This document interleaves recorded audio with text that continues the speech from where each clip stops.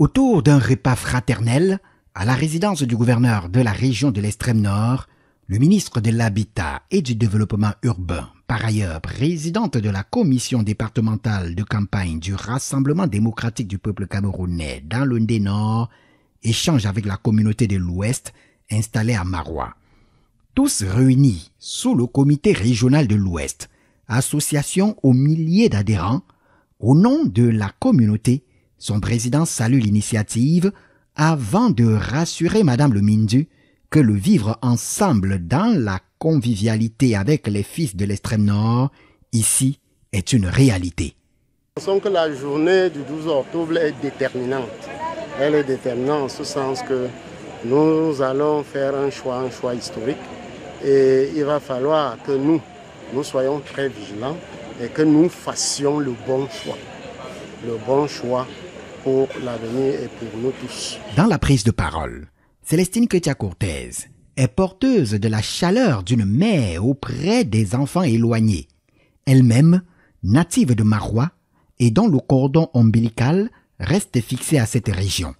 La présidente de la commission départementale de campagne pour le compte du Rassemblement démocratique du peuple camerounais dans le Ndé Nord invite chacun à se constituer apôtre de la paix et surtout à se tourner résolument vers le chantre de la paix, de l'unité et de la stabilité. Ceci en votant pour le président Paul Biya le 12 octobre. Un message reçu. Le message que nous retenons par rapport à cette assiette qui vient de se dérouler avec notre maman, c'est un message de réconfort, un message de confiance encore pour nous faire comprendre que nous ne devions pas nous tromper de la personne qui a remis au peuple camerounais cette stabilité, cette paix et cet amour qu'on ne peut pas compter, que nous devions continuer à faire confiance au président Paul Biya, son excellence.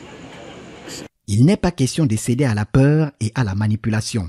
Il n'est non plus question que le vote de la communauté de l'Ouest impacte négativement le score de la fille aînée du renouveau qu'est l'extrême nord. Déjà dit que nous, les gens de la communauté de l'Ouest, à l'extrême nord précisément, Maroua, nous sommes très contentes parce que notre mère, notre Mafeu, est venue, n'est-ce pas, partager ce repas avec ses sœurs de l'Ouest et nous donner beaucoup de conseils et nous éclairer, n'est-ce pas, par rapport à la situation politique au Cameroun.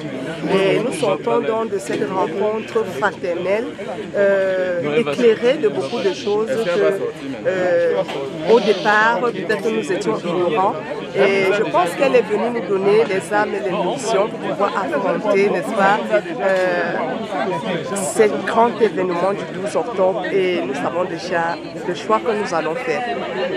Au sortir de cette rencontre avec le ministre de l'Urbanisme et de l'Habitat, ce sont des conseils de maires, des conseils de sages pour nous amener à voter utile dans la paix, dans la continuité, d'être rassuré qu'il n'y aura pas de troubles et que tout va bien se passer.